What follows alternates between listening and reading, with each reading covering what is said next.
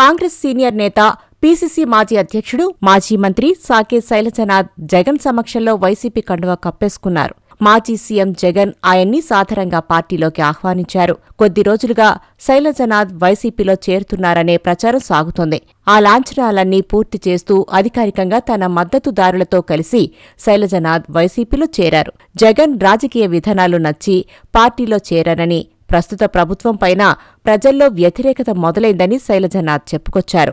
అధికారం కోసమో బిజినెస్ల కోసమో రాజకీయాలు కాదంటున్న శైలజనాథ్ ఎన్డీఏ కూటమిపై వైసీపీ నాయకుడి తరహాలో ధ్వజమెత్తారు. మరికొందరు కాంగ్రెస్ ముఖ్యులు వైసీపీలో చేరతారని కూడా శైలజనాథ్ ప్రకటించారు.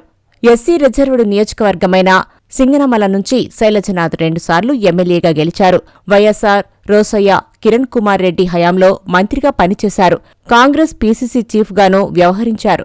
వైసీపీ ప్రజల తరపున పోరాడుతుందని, కూటమి ప్రభుత్వంపైన ప్రజల్లో వ్యతిరేకత మొదలైందని, ప్రజా వ్యతిరేక కార్యక్రమాలను అవలంబిస్తోందని వైసీపీలో చేరిన ఆయన షరా మామూలుగానే విమర్శలు గుప్పించారు. దివంగత సీఎం వైఎస్ రాజశేఖర రెడ్డి మంత్రివర్గంలో పనిచేసిన సీనియర్ నేత శైలజనాథ్ 2022లో పీసీసీ అధ్యక్షుడిగా వ్యవహరించారు. అప్పట్లో షర్మిలకు పార్టీ పగ్గాలు అప్పచెప్పడం కోసం ఆయన రాజీనామా చేయాల్సి వచ్చింది. అప్పటి నుంచి ఒకంత అసంతృప్తితో ఉన్న ఆయన గత ఎన్నికల సమయంలోనే పార్టీ మారతారన్న ప్రచారం జరిగింది. టీడీపీతో కూడా టచ్లోకి వెళ్లారన్న టాక్ నడిచింది. అయితే ఏ పార్టీ నుంచి గ్రీన్ సిగ్నల్ రాకపోవడంతో ఆయన సైలెంట్ అయ్యారు. ఇక తాజాగా వైసీపీలో చేరిక సందర్భంగా శైలజనాథ్కు జగన్ స్పష్టమైన హామీలు ఇచ్చారంటున్నారు. గత ఎన్నికల్లోనే ఆయన తన కుమారుడు రిత్విక్ని పొలిటికల్ అరంగేట్రం చేయించాలని భావించారట. అది సాధ్యపడలేదు. ఇప్పుడు వచ్చే ఎన్నికల్లో తండ్రి కొడుకులిద్దరికీ టికెట్లు ఇస్తామని జగన్ ప్రామిస్ చేశారట. 2029 ఎన్నికల నాటికి నియోజకవర్గాల పునర్విభజన జరిగి అసెంబ్లీ స్థానాలు పెరగనున్న నేపథ్యంలో ఎస్సీ నేతలైన శైలజనాథ్, రిత్విక్లు ఇద్దరూ బరిలో నిలిచే అవకాశముందంటున్నారు. ఈలోగా జగన్ ఆయనకు పార్టీలో కీలక బాధ్యతలు అప్పచెపుతారన్న ప్రచారం జరుగుతోంది. ఇక శైలజనాథ్ను జగన్ అంత సాదరంగా ఆహ్వానించి పార్టీలో చేర్చుకోవడం వెనుక చాలా లెక్కలే ఉన్నాయంటున్నారు.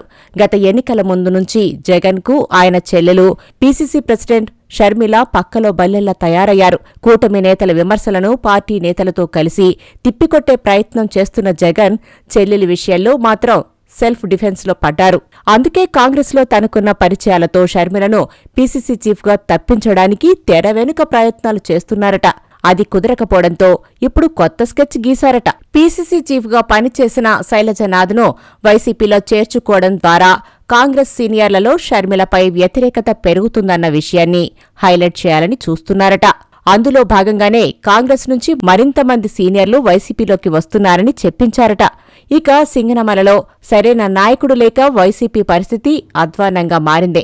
2019లో వైసీపీ నుంచి జొన్నలగడ్డ పద్మావతి ఎమ్మెల్యేగా గెలిచి 2024 ఎన్నికల్లో పార్టీలో వ్యతిరేకత కారణంగా టికెట్టు కూడా దక్కించుకోలేకపోయారు. గత ఎన్నికల్లో టీడీపీ నుంచి అప్పటికే ఒకసారి ఓడిపోయిన శ్రావణి 2024 ఎన్నికల్లో మంచి మెజార్టీతో తొలిసారి ఎమ్మెల్యేగా గెలుపొందారు. వైసీపీ తరపున జొన్నలగడ్డ పద్మావతి ప్లేస్లో వీరాంజనేయులు అనే టిప్పర్ డ్రైవర్ని పోటీలోకి దింపామని గొప్పగా చెప్పుకుంది వైసీపీ. అసెంబ్లీ సమన్వయకర్తగా వీరాంజనేయుల్ని నియమించింది వైసీపీ అధిష్టానం. కానీ పైకి మాత్రమే వీరాంజనేయులు పెట్టి పెత్తనమంతా మాజీ మంత్రి జొన్నలగడ్డ పద్మావతి భర్త ఆలూరు సాంబశివరెడ్డిది కొనసాగేదని వైసీపీ నేతలే బహిరంగంగా వ్యాఖ్యలు చేస్తున్నారు. మరోవైపు సాంబశివారెడ్డికి చెక్ పెట్టడానికి జిల్లా వైసీపీ సీనియర్ నేతలే ఎప్పటినుంచో ప్రయత్నిస్తున్నారు. ఆ క్రమంలో తాడిపత్రి మాజీ ఎమ్మెల్యే కేతిరెడ్డి పెద్దారెడ్డి శైలజనాథ్ను వైసీపీలోకి తీసుకురావడంలో మెయిన్ రోల్ పోషించారట.